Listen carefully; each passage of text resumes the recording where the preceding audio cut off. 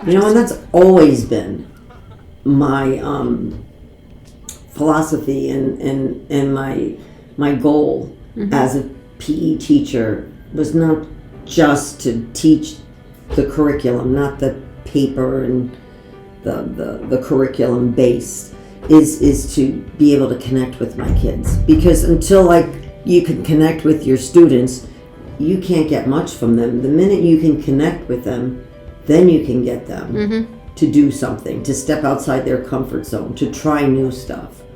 So I'm like the most unconventional PE teacher around, because I just feel that my main purpose was not just to teach them the skills, make them a better thrower, make them be, teach them how to catch a ball, teach them the rules of the game.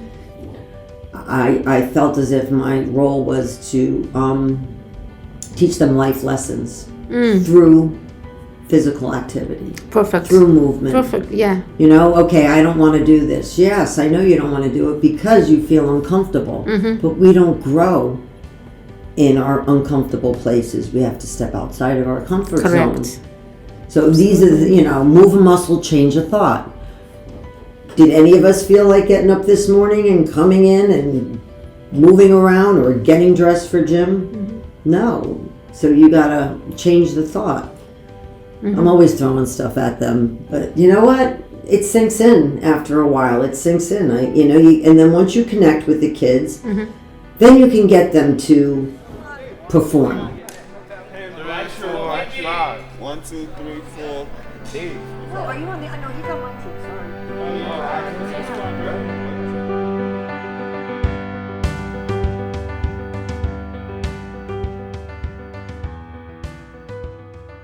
The teacher playing together with the kids is a big advantage because they get to see the level of intensity that the teacher plays with.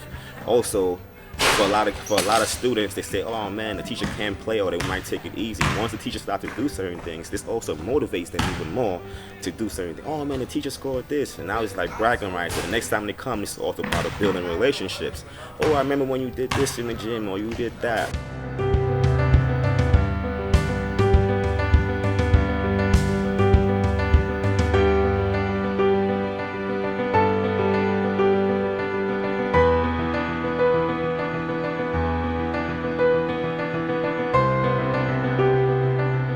So I never look as a student as being bad.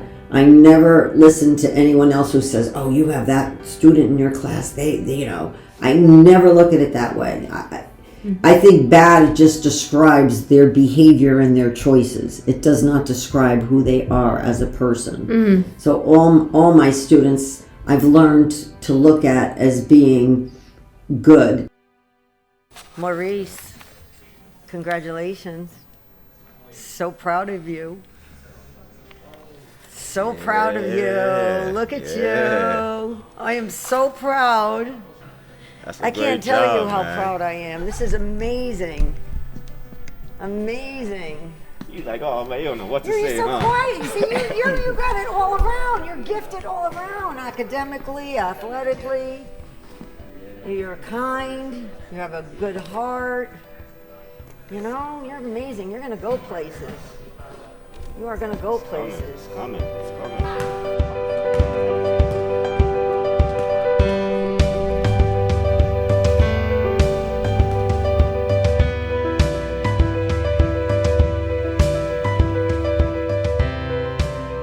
Well, I've grown with my students. I think my greatest achievement is I actually learned how to communicate better. How to communicate better. That has to be my greatest achievement, because in the beginning when I started, it was all about I know what I'm doing. I want it done a certain way. It was all it had to be. Everything was done concrete. This, and if it didn't work out that way, it would be I would feel out of sorts. But I learned how to relax and be more flexible, and to be able to roll with the changes of my students, and learn how to talk to them, and learn how to connect with them, and learn not how to react.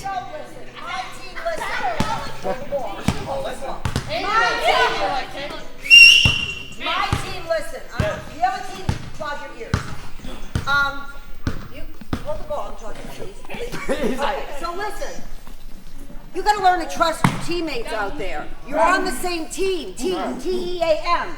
There's no I in the word. This is not eyeball. This is not N1 ball. Preach. This is basketball, team basketball. Preach, man. And what I mean by that, Travis, you can trust me. Yeah, Travis. Travis, you can trust me. If you pass it, I don't even get the ball. stop. If you pass it to me, Travis, She'll score. listen, if you pass it to me, or Lennon or Desmond, if you pass it to me, Right, okay? correctly. The defense is going to come on me. It's going to open you up. I'm going to give it back to you. You don't pass it because you're afraid if you pass it, you're not going to get it back. You will get it back from me. You need to trust me.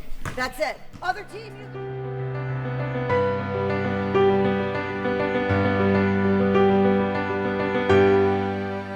I see teachers struggle with these kids, and you know what? And it's a battle over winning.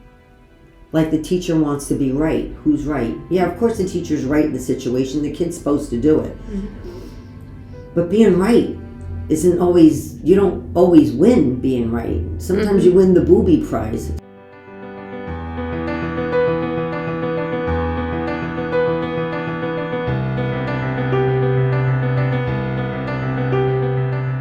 So, you know, to be humble means to be teachable. To be teachable, you have to be willing to learn. Correct. To be willing to learn, you have to listen. In order to listen, you have to have your ears open and your mouth closed. So to be humble means to be quiet. Yes. You don't know it all. Somebody out there is bigger, better, greater, or has done more. You just have to be willing to learn. I learn from my students. I always learn from I'm still learning from my students.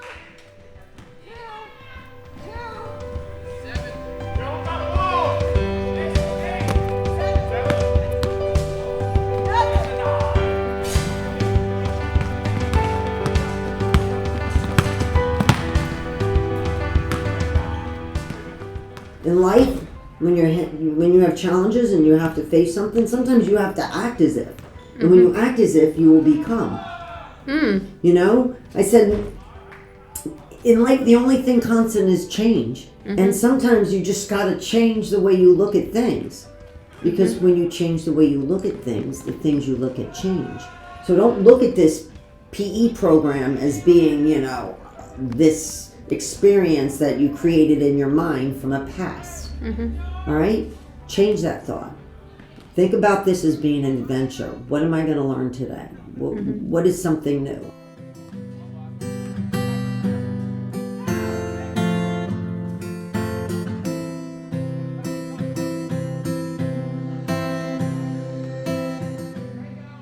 So, like, for me, myself, when I come in, I have to stay active. Maybe that's why I stay active and moving. Because when you're still for too long, all of a sudden it's like, you know, I struggle with that. That's probably one of the struggles I've had all my life, is just struggling with, you know,